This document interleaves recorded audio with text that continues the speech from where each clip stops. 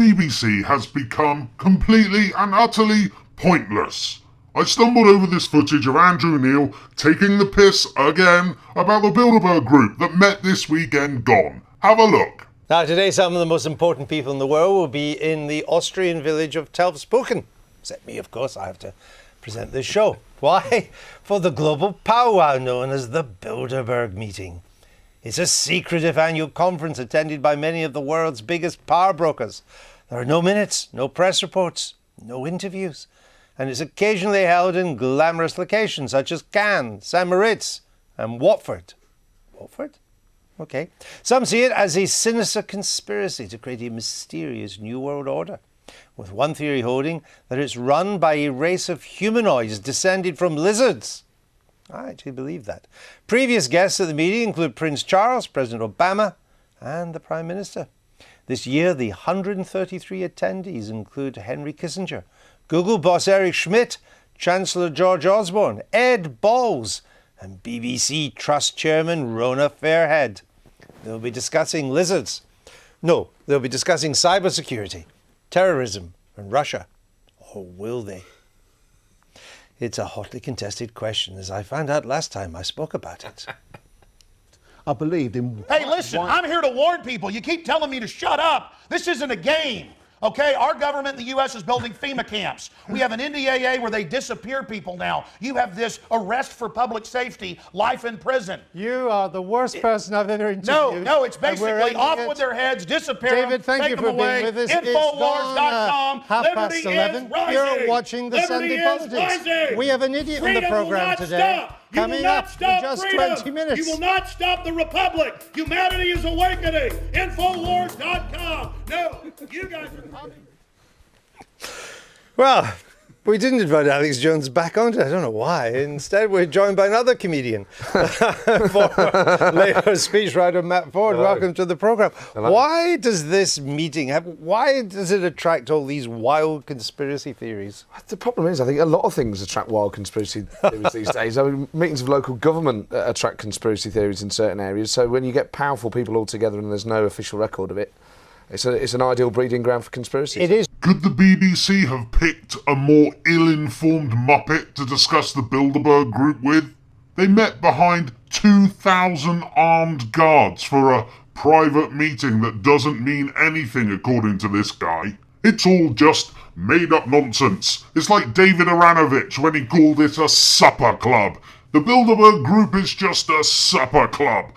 So I'm guessing Matt Ford and David Aranovich didn't see the recent article in the Telegraph about conspiracy theorists. The headline was this: perhaps the world's conspiracy theorists have been right all along. The article goes on to say that the so-called conspiracy theorists have been right when it comes to the Iraq War, FIFA being corrupt, who didn't know that one, eh?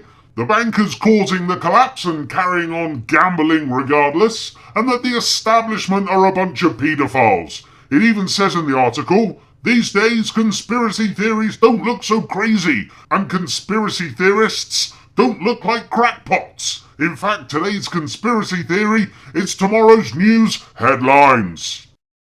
Nowadays, a qualified journalist sits behind a desk, gets a government press release, they retype it and send it out, and they call that an article. That's it. That's their job. They're going to be replaced by robots. Journalists will be the first thing replaced by robots.